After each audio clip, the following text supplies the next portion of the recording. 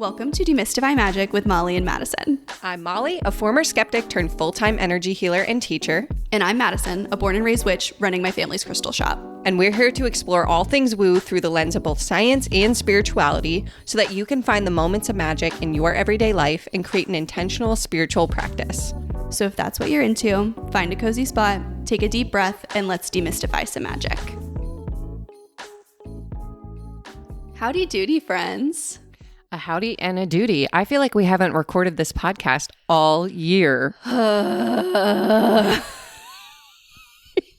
Strap in, folks. It's going to be a long 30 to 45 minutes filled with that joke. At least I'm going to say 7 different ways. That's my conservative estimate. All day yesterday, I was like to Justin, I was like, do you mind flipping the laundry? And he was like, dude, I just cleaned the kitchen. I was like, I know, but you haven't done the laundry all year. So bad. Thanks. I hate it. Happy New Year, every guys. Every guys. Just the guys. This one goes out to the guys. This one goes out to the guys, and the guys only know. Or Happy New Year. 3% of our listeners. Literally. This one's for you. All 10 of you. You know, it's really trending to not be into the male gaze. This podcast, we're turning that around. This one's for the guys. No, Happy New Year, everyone. I fear I can't recover. No, yeah, there's no recovering from that. Thank you for listening all through 2024, and I can't wait to see what shenanigans we get up to in 2025. Yeah, so many shenanigans. Friends, if you have been waiting to join Reiki 1, the Science of Self-Healing, my online Reiki training program, the time is almost here. Make sure you are on the wait list because February 9th, we're going to be opening doors only to the wait list. So last year sold out very quickly. So if you want to get all the details, get all the information so that you are ready to join us on February 9th, make sure you join the wait list. We will leave that link in the show notes. Today we're going to be doing some magic myth busting. Magic myth busting. We've been kind of playing around with the idea of like starting a few mini series, like not things that we do, 3 or 4 episodes in a row, but just like general themes that we can go back to. And I feel like myth busting has been something that you guys have requested a lot. And so we have a list. I know y'all are going to slide into our DMs and let us know what we should add to it. So feel free to do that. But we're going to start off with the common question that we get, which is, do you have to be born with innate magical ability? Do you need a superpower to be magical? I'm going to give you 3 tries to guess our answer. But first, while you do that, Molly, what was your magic moment this week? Okay, I'm really excited to share this magic moment because have you ever heard of the burnt toast theory? I know that when you smell burnt toast, you might be having a stroke. No, this is different. I was going to say, that's not really a theory. The burnt toast theory is basically like if you burn your toast in the morning, the theory is that was the universe like preventing you from an accident or something bad happening. Oh, yeah. I've never heard it called that, but I know that general ideology. I am chronically online, so I have heard it called that. My self-aware queen. So the thing about the burnt toast theory is you never see the other side of it, right? Like you never know what it was preventing you from. I saw the full circle burnt toast theory. Are you ready for this? And it involves you. Oh no. Am I the toast or the car crash? So kind of similar but different to the burnt toast. You know when you have like an intuitive nudge where you're like, logically, it would make sense to do this thing, but for whatever reason, my gut is like, don't do this thing. Okay, that happened to me when I was packing for Florida. Okay. Because something you should know about me, and this is going to surprise absolutely no one, is I have been wearing the same brand and style of sneakers for the last 11 years now. Okay, when I was running half marathons, I went to one of those shoe stores that like tests your gait, and they told me Nike Pegasus would be the best option for me. And so ever since that moment, 11 years ago, I have been buying last season's Nike Pegasus, the one that's on sale, Of course. forever. It never lets me down. Okay. I walk in them all the time. And so I have a pair of indoor Nike Pegasus for my walking pad and just around my house. Doesn't go outside. And I have an outdoor pair. And when the outdoor pair runs low, I switch the indoor pair to my outdoor pair and I rotate. Okay. This is lore about me you need to know. Yeah, this is very important context. Yeah, I know what you're thinking, Molly. I'm shocked it took 31 years for you to get diagnosed with OCD. But so as I was packing for Disney, I had a new pair of Nike Pegasus and my outdoor shoes were, getting worn out. And I was like, okay, maybe I should just bring my new ones because we're going to Disney. We're going to be walking a lot. I should bring my new ones. They never failed me before. Logically, I'm like, yeah, I always do this when I go and I know I'm going to walk a lot. I change to new Pegasus. You're shaking your head. Because that's a horrible idea. No, but when you wear the same shoe over and over and over, I know exactly how a new pair is going to treat me. I've never gotten blisters. I've never had an issue. It's always been You've fine. never had to break in those shoes? No, that's why I love them. I don't need to break them in. They don't need to be broken in. They're perfect. Anyways, this was my thought process. And I did this for Disney before. I bought new Nike Pegasus and then I wore them to Disney and it was great. But something in my head was like, not sponsored by Nike Pegasus. though if you want to. Listen, Nike, we will just do it. Anyways, I hadn't even opened the box yet because I had ordered them and my indoor shoes my shoes hadn't run out. I hadn't cycled them yet. I always have a backup pair. Of course. And so I was like, yeah, this makes sense because I don't want to walk around at Disney with shoes that I know are going to hurt my ankles. So I'll just switch to the new pair. And as I was going to grab the box, internally I heard this big, no, don't do it. And I was like, okay, sure, fine.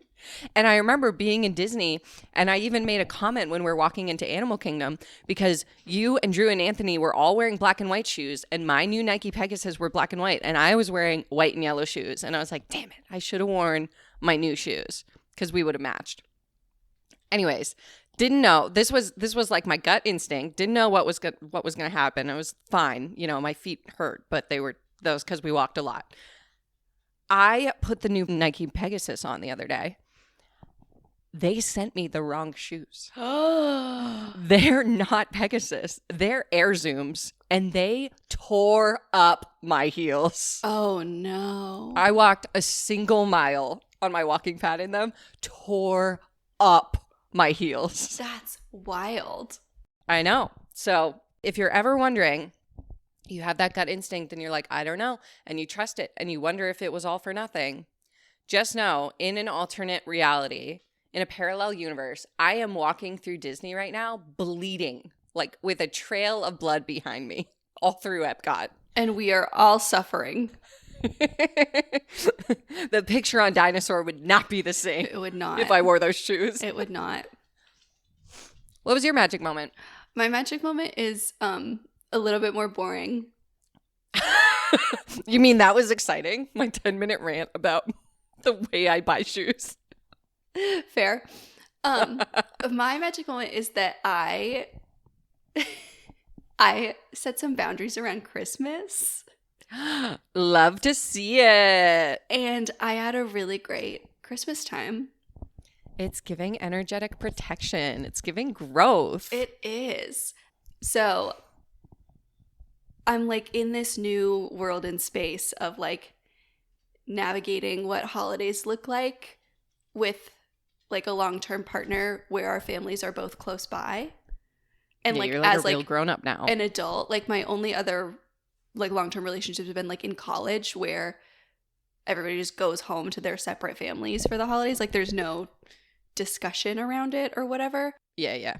And so like Drew and I's families both live locally, but like locally as in within an hour and a half of each other. Like it's to drive from my mom's Florida house. local. Yeah, Florida local. Florida, one of the most densely populated states. But I feel like in Florida, you're like, oh yeah, it's a day trip. It's just 4.5 hours to Jacksonville or whatever. Yeah, things I've definitely said to you. I've never been to Jacksonville. But we usually do Christmas at my mom's, and Drew's family does Christmas at his aunt's house. And those places are like an hour, maybe an hour and change away from each other. And they were doing Christmas around the same time. And so I was like, okay. Last year, I don't know why it was different, but my family did Christmas in the morning. And so it was easy. And we just, did my family in the morning, his family in the evening. But at the end of the day, we're fucking exhausted. Yeah, I was going to say that's too much for me. So I talked to my mom. My mom, who is like the most chill, calm person ever, like could not care less. We hang out every day. Yeah. And we made plans to see her and my stepdad on the 26th and did Drew's family on Christmas Day. Mm-hmm. And I woke up in the morning on Christmas Day, went to the gym, came home, took a nice long shower, got back in bed in my robe with my tea. Drew and I watched A Muppet Christmas Carol. Mm-hmm. And still had time for a nap before we had to get up and get ready to like go do Christmas time. I love this for you. Also, can we talk about a gym that is open on Christmas Day? Is that a normal thing down there? I think most like, because I take classes, like I do solid core. And so they had like 2 classes in the morning. Okay. All right. Yeah. Okay. Yeah. Around here, the studios, they usually do it as like a donation class, I think. Oh, really? Oh, that's cool. Yeah. No, it was just like they just had classes and I felt kind of weird about it. And then I got there and the coach was like, yeah, this is like a great way to get away from my family for a couple hours. I was like, okay, cool. Yeah. Yes. Yeah. I used to teach on Thanksgiving every year for the same reason. Yeah. It made me feel a lot better. I was like, I want, like, because I know that most often fitness coaches get paid based on how many people are in the class. So it's like, I at least want to make it worth it for you. Like, I'll go. So at least maybe I can like put you over the threshold to get paid a little bit more. Yeah. But she was like, yeah, like this is my me time. I was like, great. Crunch. And then we just went over to my mom's the day after Christmas and it was just so nice. And I think it really like healed something in me. Mm-hmm. Like, we're both children of divorce. Like, I feel like there's a frantic energy around the holidays, even though like my dad didn't live near us growing up. Like I wasn't splitting time between the houses, but it was very much like there's just like still that weird energy around it of like someone's disappointed that you're not there and like making sure you call all the right people and do all the right things. And so just every year the routine changes. Yeah. Can't remember what you did last year. Mm-hmm. Yep. And I was like, oh, this is how I'll do this forever. Like, yeah, this is the best. And I had like a real realization of like, oh, you are 27 years old. There is agency here. You're allowed to like. Yeah. Yeah. We had everyone come to us for the holidays, which was really nice. Oh, yeah. It was very nice because I was like, all I have to do is make sure my house is clean. Yeah. I love that. All right. Did we do it? And that's our podcast, folks. Thanks for joining us. By now, you probably guessed our answer to the question. We don't even need to talk. Don't even. No. So this idea of do you have to be born magical? I feel like it comes up a lot and it's ingrained in like our subconscious because we see it everywhere. It's like the superhero movies. Every superhero movie, except for Superman, as you know, because I went through a superhero phase in 2024. What? Every superhero was born. Superman, he was not born with superpowers. Oh. He's just a guy. I don't really know anything about superheroes. I did know that he's like, I thought Superman was an alien. Okay, now I can't remember. They're all blurring together. It's like when you read a book and you're like, this book was really good. And they're like, oh, what was it about? And you're like, it was really good. I'm Googling, is Superman an alien? So there was something to do. Kryptonite is from the planet of Krypton. Okay. The fucking Google AI overview. Yes, Superman is an alien, but he's also human. Okay. What does that mean? Really helpful. I feel like this ties perfectly into the question Okay. of do you have to be born magical? So true. I think that we should actually pivot to being a Superman podcast. Hi, my name's Clark. And I'm Kent. Anyway, I know you might be thinking, obviously Molly and Madison are going to say, no, you don't have to be born magical. But I actually say yes and no. No, you don't need any special superpowers, but yes, you yourself are magical. You are both alien and human.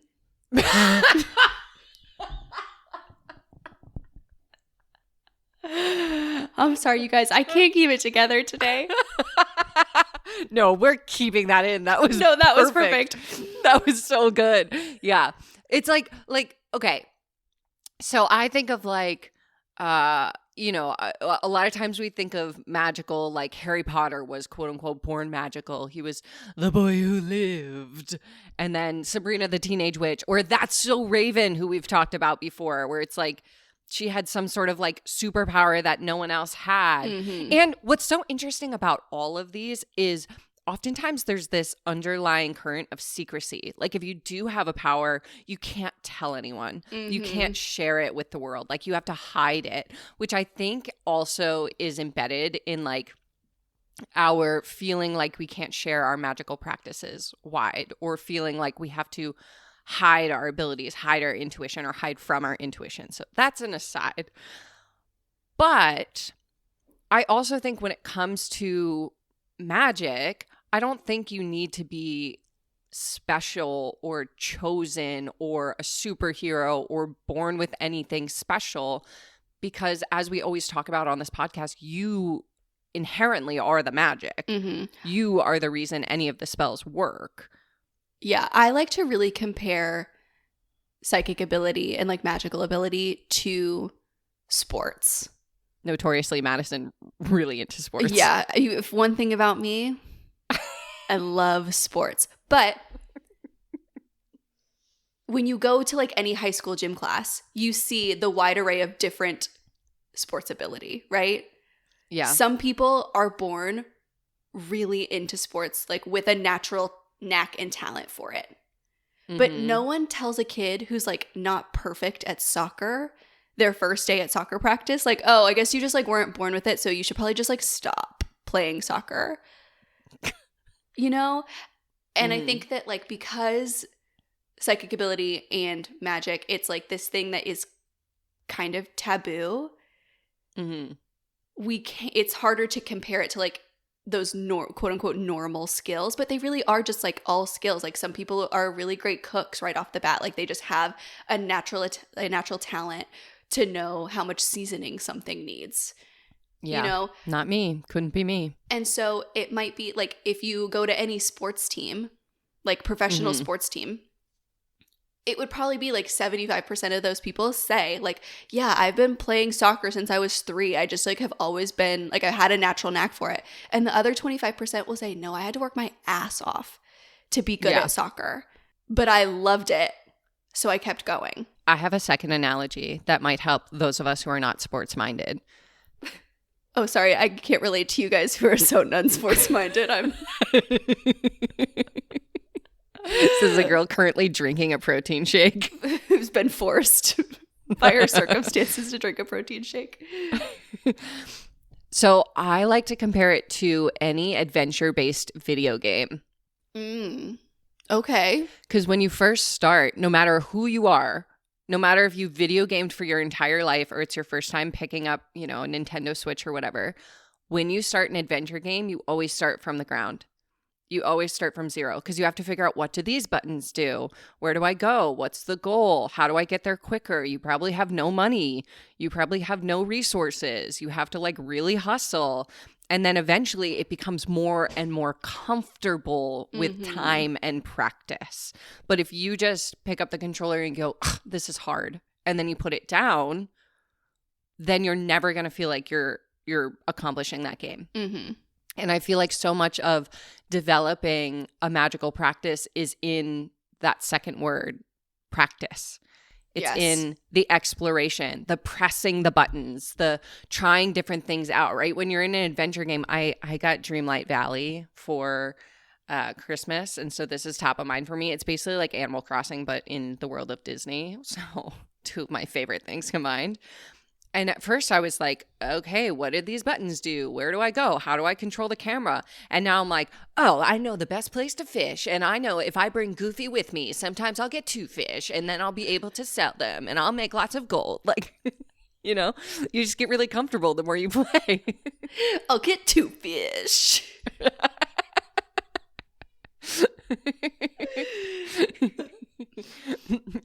But I think so much of like getting there, like to that place of understanding, is letting go of that idea that you have to be born special. I think also like this is something that I see on spiritual spaces online, which is where a lot of people, and not to say that you shouldn't do this, like it's cool when you have these experiences to share them, but a lot of people sharing things that happened as a kid, like things that their parents have told them. Like, you know, it's like popular to share stories of kids talking about past lives. Yeah. I think that when you put a lot of stock in stuff like that, and, you know, it's like fine to consume those stories and like to share them online. I think I love to watch them. I think they're very cool. But don't compare yourself to them. But don't compare yourself to them, and don't use them as like proof that you don't have something that somebody else has. I was just thinking, I don't think I have a single one of those stories. Me either. My mom swears that I would talk about my past lives when I was a kid, but I'm like, wait, okay, did you write it down? Yeah, proof. Where's your proof? Did you record it? Where's the VHS? But I feel like if my kid was saying some weird shit, I would remember it. Yeah. Not to doubt you, Mom. Yeah. I know you're listening. My mom's going to be like, you did say it, and I'm sorry that I had other things going on. Christy's coming with the receipts. She's like, I have a recording of it. We're playing it on the next episode. I wish. But no, and like I don't remember anything from my childhood, like anything weird. I was going to say too, I think the other thing that we often see in spiritual spaces, it's just like the big, huge life-altering examples of magic. That's one of the reasons why we brought magic moments into the podcast from day one, is because we wanted to give you real life tangible examples of like how small the fruits of your labor can actually be. How magic can be wearing an old pair of sneakers to Disney World. How magic can be setting a boundary around Christmas and actually feeling like you could enjoy the holiday, you know? Or like pulling ticks off your dog, or finding termites in your apartment, you know? And and I think that's one of the reasons why we love the magic moments, is because they counteract that need to be big and life-altering. Sometimes they are. Not gonna lie. But oftentimes I think so much of what's developed my magical practice, which you all have been a part of over the last 2 years, is starting to look for magic in the nooks and crannies of your life, rather than trying to look at your life as like this magical, life-altering, you know, Harry Potter style quest that you're on. Because the truth is, like, that's exhausting. Like if you were having those big life-altering moments every single day, like that sounds miserable. That sounds awful. That sounds like going to Christmas at your family's house in the morning and then going to your in-laws' Christmas in the afternoon every day for your entire life. And then going to like your Friendsgiving Christmas in the late evening. And then staying up to watch the ball drop. Because the ball famously does drop on Christmas. I can't. Imagine they made it so. Shit, let's just get it over with. It is so much more sustainable. You know, that's a great point. We'll start a petition. It is so much more sustainable to start paying attention to like those little nudges in your stomach, you know, like the moment when you walk into a room and you meet someone new and that little voice in the back of your head says, you need to be friends with that person. Or that little voice in the back of your head says, stay the fuck away from that person. Yeah. And I think when it comes to this idea that you have to be born magical, it prevents a lot of people from trying. Mm-hmm. Or it makes people feel like, okay, I tried and I didn't have a life-altering experience the first time I did something, so I'm not magic and I give up. Mm-hmm. And I think, again, like the magic is in the practice. I think when we look at the word magical practice, the word that actually makes a difference in your life is the second word. The magic comes from practice. Mm-hmm. It doesn't just like, fart out of your butthole. Yeah, it doesn't come out of nowhere. Yeah. Yeah. It's in that consistent perseverance. And we know this because, like, not to geek out about the brain, but that's why you're all here, is your brain literally creates new neural pathways with repetition. Neurons that fire together wire together. Mm-hmm. And so if you just do something once, if you just meditate once, sure, you might feel good in the moment, but it's not going to have a long-lasting effect. But if you do it over and over and over, say you take one mindful breath a couple of times throughout your day, that's actually going to create new neural pathways that make it easier for you to stay in that place of mindfulness longer. Mm-hmm. I love when you say something about the brain because I'm like, yep, I got nothing. And that's cats. And that's cats. Okay. We're going to give you some very easy practices, examples of how you can prove that you are the magic. All right. You ready for this? I'm ready. Okay. The first one is we are going to do a group manifestation technique. Ooh, okay. Okay. Madison, I want you to think of an obscure object, one that you wouldn't normally see in your everyday life, but is very specific, like a garden gnome or a pink flamingo or a leopard sweatshirt. Oh no, I'm on the spot. Okay, do I tell you? Yeah, tell me. A bright blue sneaker. Bright blue sneaker. Okay, we are going to collectively manifest seeing a bright blue sneaker. So what I want you to do is say to yourself, say to the universe, I am going to see a bright blue sneaker and I'm going to see it in the next 48 hours. Okay. Okay. And then you are going to keep your eyes out. Now, a reminder that this bright blue sneaker, it does not have to show up on your foot. It could be on a stranger's foot. It could be on a cartoon. It could be in a magazine ad. It could be on a TikTok you're watching. But when you see that bright blue sneaker, I'm going to need you to take a picture of it, take a screenshot of it, and tag us in it because we are going to prove to each other that we can manifest this little thing. And that is how you build trust that you can manifest the bigger things. Oh, that is so fun. Mm-hmm. I can't wait to see a blue sneaker. I know. Where do you think we're going to find it? Yay. It's like a scavenger hunt. It is. It is. Okay. I have something that I do when I'm feeling disconnected from my spirituality, when I'm feeling like, when I'm not feeling psychic anymore. Like sometimes I'll get into this headspace where I'm like, well, it's all done now. It's all over. I have this candle that I made that I will light before bedtime. And it's like a signal that I am like ready and willing and open to receive information through my dreams. Ooh. I love that. And it's You blow it out before you go to sleep though, right? Yeah, of course. Yeah. Okay. All right. Just wanted to make sure. And so what I took like a 7-day candle, which has like, it's in glass. And I literally like, I remember even making it being like, I don't feel magic. Like I don't even have it in me to make a sigil. And I wrote in words, I am open and ready and willing to receive information through my dreams. When I light this candle, this is an invitation. Like, like laid it all out. Yeah. Yeah. And it's the most low maintenance way. And so then you're going to bed like knowing that this is your intention. And then I just get up in the morning and I write down what I dreamed about. And sometimes, I'll be honest, I don't dream anything when I do it. Like it's like sending an invitation to a dinner party. Like not everybody is always going to show up just because you sent them an invitation. That's okay. Love that analogy. Thank you. But like it doesn't happen every time. In that case, like I light it every night until it comes through. And then I get up in the morning, write about what I dreamed, write what I think it means, and then I know like what kind of imagery to look out for.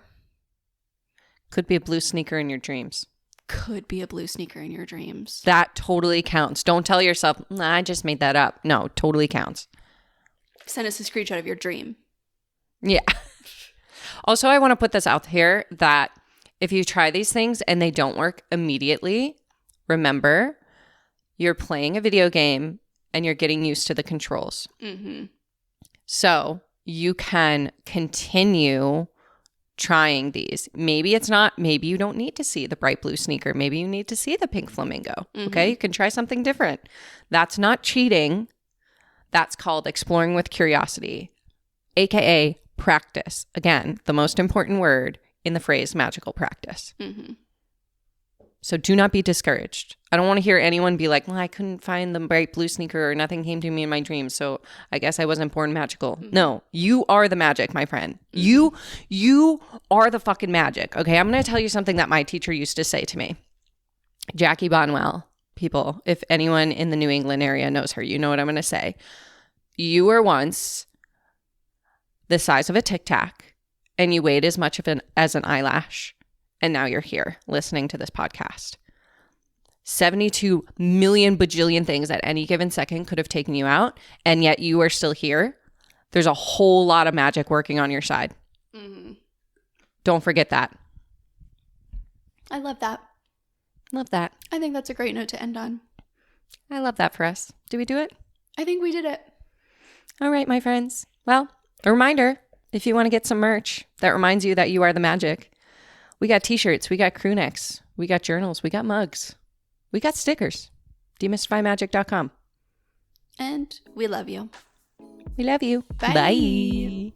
Thanks for listening to Demystify Magic with Molly and Madison. If you want to learn more about us, you can find all our links in the show notes. We'd love to know what you think of today's episode, so drop us a review or give us a shout out on social media. And don't forget to let us know your magical moment of the week.